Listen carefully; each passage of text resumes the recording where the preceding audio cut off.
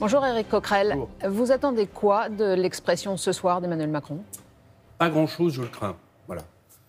J'aimerais qu'à l'occasion de ses vœux, il annonce le retrait de ce projet qui fait tant mal à la France, mais je doute que ce soit encore le cas ce soir. Voilà, je crois qu'il va falloir encore pousser fort au niveau des grèves, des mobilisations pour y parvenir, parce qu'on pourra y parvenir, parce que ce projet est injuste, mal fichu, et encore une fois, casse en réalité le système des retraites auquel les Français tiennent. Pendant cette période de fête, on a eu un sentiment d'un statu quo.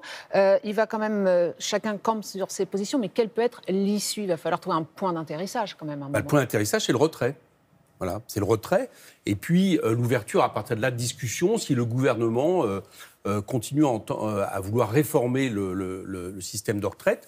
Il y a des propositions qui sont faites, les syndicats en font, nous-mêmes nous en faisons. Par exemple, nous proposons de revenir à 60 ans à taux plein après 40 années de cotisation et nous donnons les solutions. C'est réaliste ça, de revenir à 60 ans, 40 annuités, les 10 meilleures années, vous financez tout ça comment? Bien sûr, il suffirait pour ça d'aller chercher d'une manière ou d'une autre tout l'argent qui a été pris par le capital, par les actionnaires depuis 30 ans. Vous savez qu'un salarié, il y a 30 ans, travaillait 9 jours pour un actionnaire. Aujourd'hui, il travaille 45 jours. Donc, il faut, par l'augmentation des salaires, l'égalité des salaires hommes-femmes, par le fait tout simplement de créer de l'emploi, le fait d'arrêter les exonérations qui ne servent à rien, eh bien, il faut remettre de l'argent dans le système de retraite et vous verriez que non seulement il serait équilibré, mais qu'on pourrait mieux faire qu'il ne fait aujourd'hui. Vous dites reprendre les discussions, mais depuis 2 ans, cette réforme est sur la table. Syndicats, gouvernement discutent, ça n'a servi à rien. Mais parce que ce gouvernement, vous savez, ce qu'il entend par négociation, c'est assez simple. Il l'a fait sur à peu près toutes les lois de casse sociale. Il a un projet, il discute, et à l'arrivée, le projet elle-même. Voilà, c'est ça les négociations pour lui, c'est la concertation. Donc en réalité, c'est un monologue.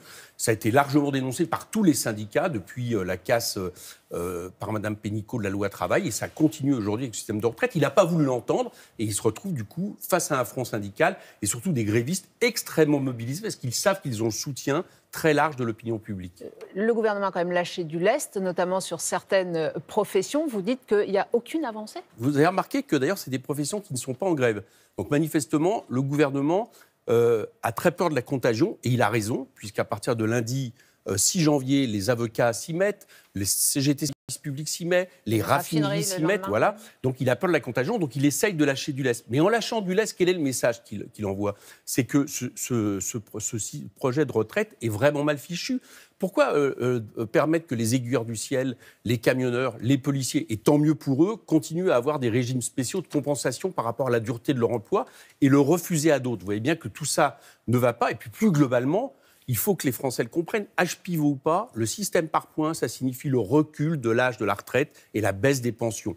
Et ça, de plus en plus de gens s'en rendent compte. Même s'il y a des gestes, des ouvertures faits, que ce soit pour certaines professions ou éventuellement sur l'âge pivot, de toute façon, ça ne suffira pas. Mais oui, parce que le système par points, contrairement au système actuel, c'est un système qui, en réalité, d'abord veut considérer l'ensemble d'une carrière. Or, vous savez très bien que dans l'ensemble d'une carrière, si vous le considérez, notamment avec la précarité qui se développe, eh bien, vous allez perdre de l'argent par rapport aux 25 meilleures années. Et puis, deuxièmement, il y a ce qu'on appelle les critères de conversion qui fait que les points que vous aurez acquis ne seront valables que le jour où on décidera que vous pouvez partir à la retraite, ou peu de gens partiront en même temps que vous, parce que ce jour-là, vous pourrez réaliser vos points. Mais du coup, ça vous entraînera peut-être à 64, 65, 66 ans. C'est pas moi qui le dis, c'est le rapport de Levoix. Donc tout ça est véritablement quelque chose de problématique. Et en plus de ça, le gouvernement ne se rend pas compte d'une chose. Il pense que les gens font grève uniquement pour leurs intérêts, mais c'est pas vrai. Vous savez, on est dans un pays où il y a la devise liberté, égalité, fraternité. Fraternité, c'est pas un mot comme ça en l'air. Vous dites que les cheminots aujourd'hui font grève pour tout le monde? Mais bien sûr, les cheminots, et il y a un autre exemple, les danseuses et danseurs de l'opéra. Regardez ce qui vient de se passer. Ils font grève. On leur dit, mais vous inquiétez pas, ça ne concernera que les générations à venir à partir de 2022. Vous savez, la clause grand-père. Qu'est-ce qu'ils disent? Mais nous, on continue. Nous, on ne veut pas sacrifier les générations à venir. Ce gouvernement ne comprend pas qu'à certains moments, le peuple français se met en branle socialement parce que, justement, on touche non pas à ses propres intérêts, mais à des intérêts généraux qu'il porte. Éric Coquerel, vous allez tout à l'heure, je crois, à une assemblée générale Gare de Lyon. Vous l'avez fait déjà plusieurs fois. Est-ce que vous ne donnez pas le sentiment de courir après les syndicats? Non, de soutenir et d'amener toute notre solidarité. On essaie d'organiser des caisses de grève.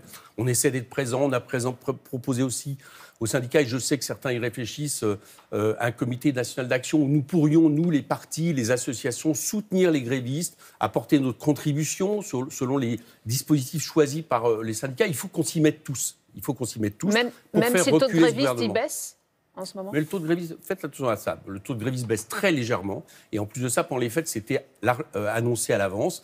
Moi, je pense au contraire que le fait que le mouvement ait tenu pendant les fêtes, c'est un point pour le mouvement, pour les grévistes. Et qu'à partir du 6 janvier, vous allez voir, ça va repartir de plus belle, de manière la plus massive, de façon à gagner le plus rapidement possible et que les choses reprennent un cours normal, mais avec un projet de retraite qui sera abandonné.